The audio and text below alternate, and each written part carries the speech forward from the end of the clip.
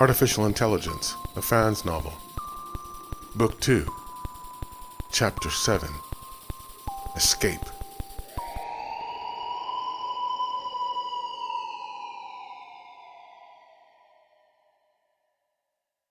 Joe knew that David was too young, that he was new and his mind had been intentionally limited by his creators, that his logical processing had been stunted so that he would remain an eternal innocent, unable to discern the complexity of the maze in which Orga had them trapped. He knew that David didn't see this blue fairy for what it really was, another Orga deception, a lie. Joe's thoughts grew increasingly angered at these things as he watched the boy leave in his determined little strut. He didn't know that it was anger inside him. He wasn't supposed to think such things. He had not been programmed for them. "David!" Joe yelled, chasing the boy through the door. But David did not stop. He walked into the crowd and was getting lost in the throng as Joe pursued him. David had no idea what he was going to do. Joe had brought him this far, and when his mind was settled, he'd be thankful for that. But now he had to think of how to get to Manhattan, the place where the lions weep. What was weep? That was crying, right? Why would the lions cry? He must figure out this puzzle. Then he could find the blue fairy. Then he could go home. He felt a tug on his shoulder and turned to see Joe. David felt a sudden complexity of shifting emotions, another unnoticed advent to mecha kind. He liked Joe and felt safe with him, but he could not let Joe dissuade him any longer from this quest. He started to tell Joe to go away when he noticed the look on the bigger mecha's face. Joe was gazing dumbfounded over his head. David followed his gaze and saw an amphibicopter parked in the middle of the square. It was the real version of the toy that Martin had tried to make him destroy. It had writing of some kind on its side. David had seen the insignia before, and he'd seen the word on the back of the craft too. Police is what it said. Joe had already begun to quickly back away, but too late. From the crowd around them erupted a stern-faced group of people, clad in dark uniforms and dark glasses over their eyes. To David, they looked like the pit bulls at the flesh fair. What did they want, he wondered. Wordlessly, the team of New Jersey State Troopers descended on the two rogues.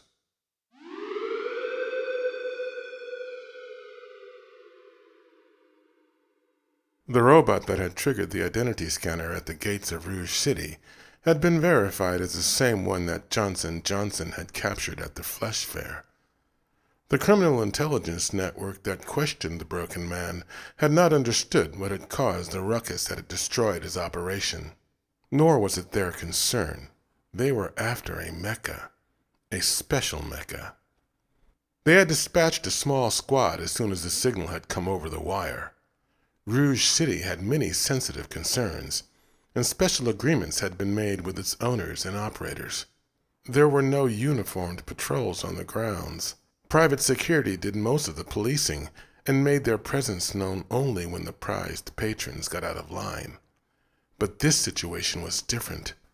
This was the jurisdiction of the state police. The team had landed their two amphibicopters in the city after a quick jump from Central and Trenton. They had landed in the Central Plaza just outside of where the trigger had been activated. No sooner had they touched down and begun to scour the crowd than the rogue had been spotted in the company of another. They had moved in quickly before the two noticed them, and the one they sought was taken utterly by surprise. David felt the big men place their hands on his shoulders. He had almost gone into alert mode when one of them took off his dark glasses. He was an older man and looked at David with concern in his eyes. "Are you okay?" the man said. "Has this one done anything to you?" David was confused and looked back and forth between the policeman and Joe a few times. "No, he's my friend," David said finally. Was that what this was all about? What did they think Joe had done to him? The policeman snorted. "Better pick your friends more carefully, kid," he said. Where's your parents?" David thought about this. He realized that he had to be clever how he answered. Just like with Dr. No, he had to choose his words with care, with more care than the policeman had. "I'm going to see my mommy now," he replied. It wasn't really a lie.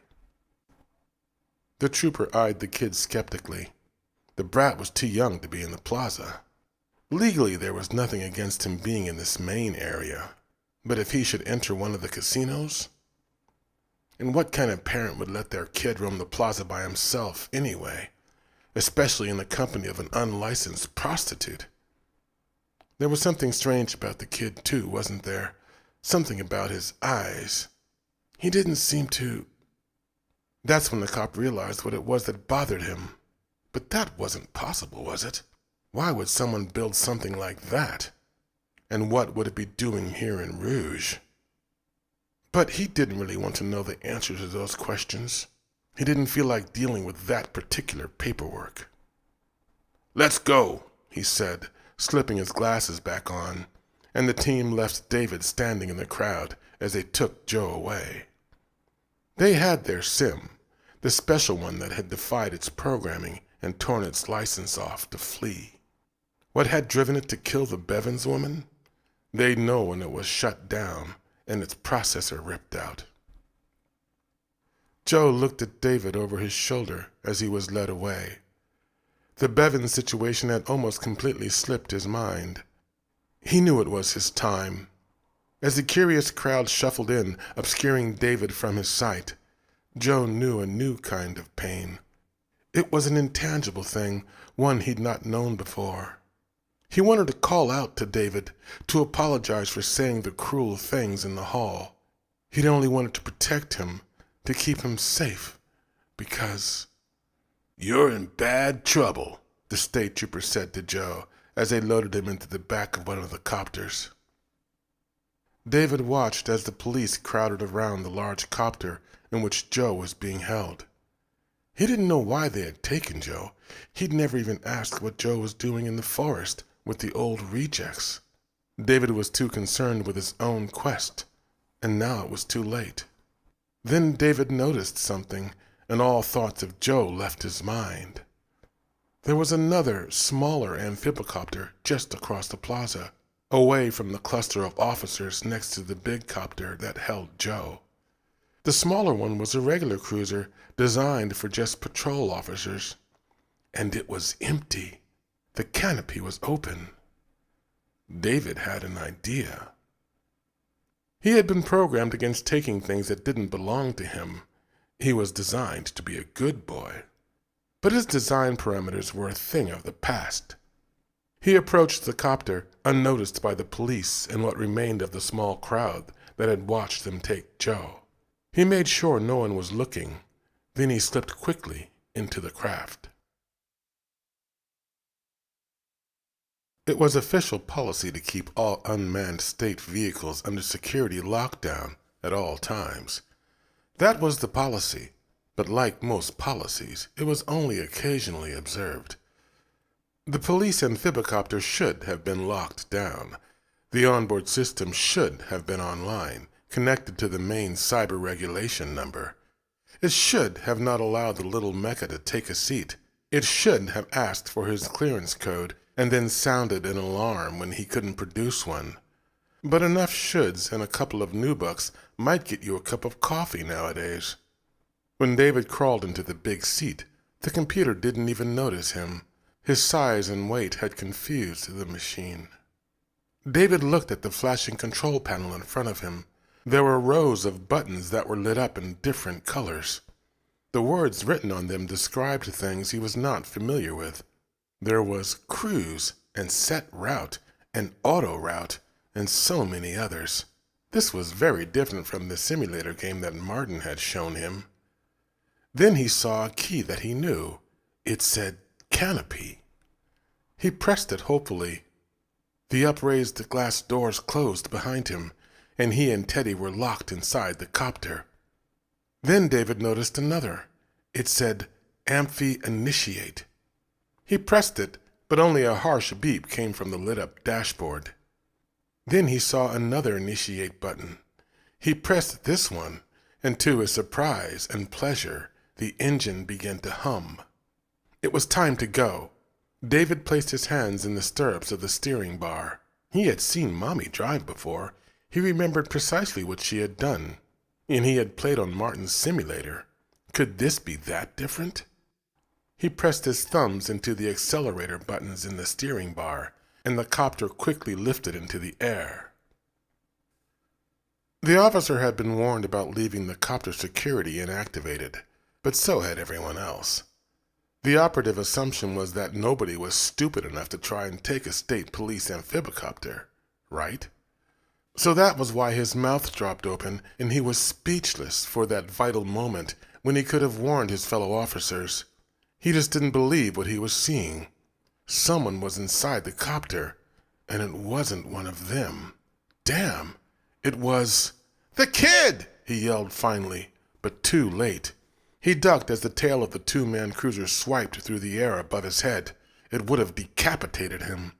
The crowd screamed and dove to the ground as the tail section of the craft spun in a quick circle over their dodging bodies. Miraculously, none of them were hit. "Be careful, David. This is not a toy," Teddy warned, as he saw people dodging and running in all directions. He'd been with David long enough to know that the mecha boy was not going to listen to reason and surrender the craft, but at least he could be cautious in his operation of the vehicle. The police dashed out of the range of the gyrating tail and tried to group together, but the copter swung and hit building signs, knocked over the tables of pavilions, throwing obstacles in the path of their organization. Then the thing began to swing from side to side, and they knew they were in trouble. They hit the ground again and reached for their sidearms. Joe heard the commotion, but he had been locked inside with one of the big men.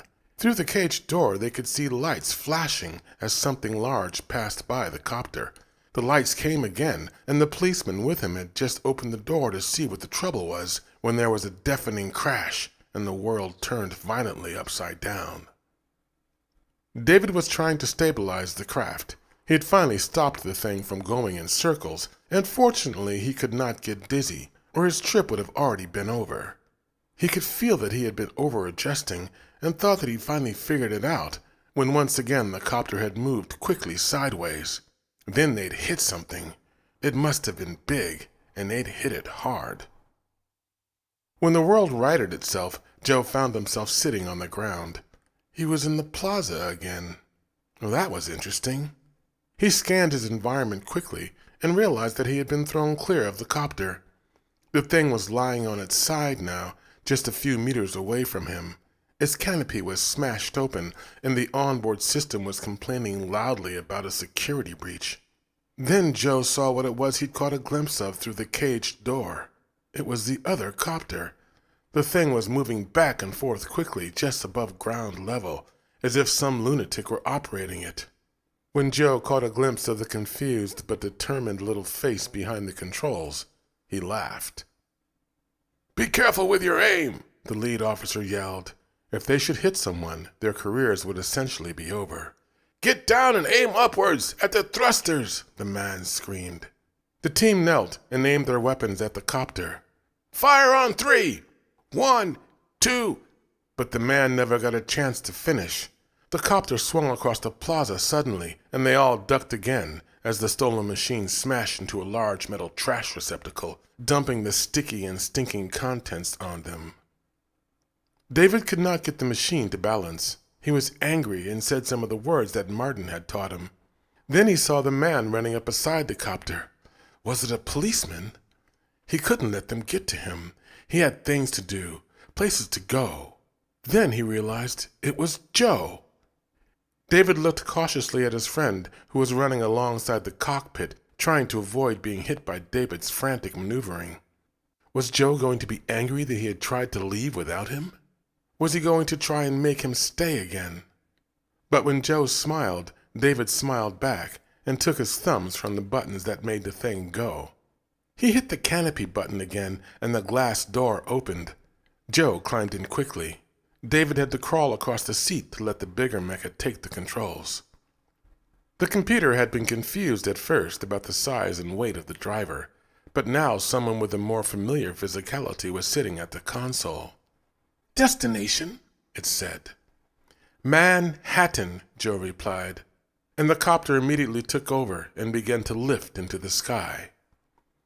David had not known about this feature, though now that he was with Joe again, he was glad he had not made his escape already.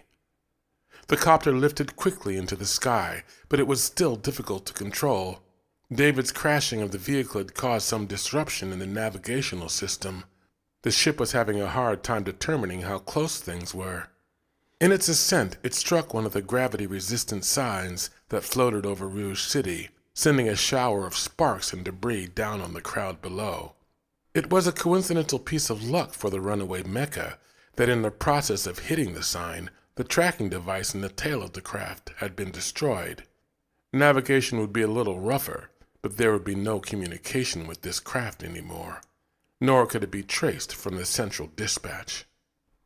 On the ground beneath them, the state police converged on their fallen copter and called for assistance. Their damaged craft didn't seem to want to respond to flight commands at the moment. As they rose into the darkness above the night signs of Rouge, Joe stole a quick glance at his young friend. The boy was watching the city recede beneath them. David had saved his brain again. He decided that whatever the little mecha wanted to do, he'd help him. He would stand beside him until they found that blue fairy, no matter what manner of creature or machine it might turn out to be. David watched as Rouge City quickly shrunk and then disappeared below a layer of dark clouds.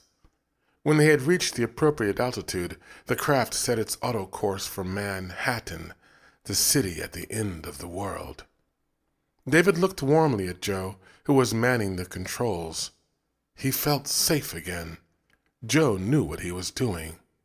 The blue fairy was getting closer all the time, and so was the end of his quest. David held tightly on to Teddy and set his gaze on the milky line of stars overhead. The infinite eyes of eternity gazed down on them as they flew through the darkness and into a new and unpredictable future.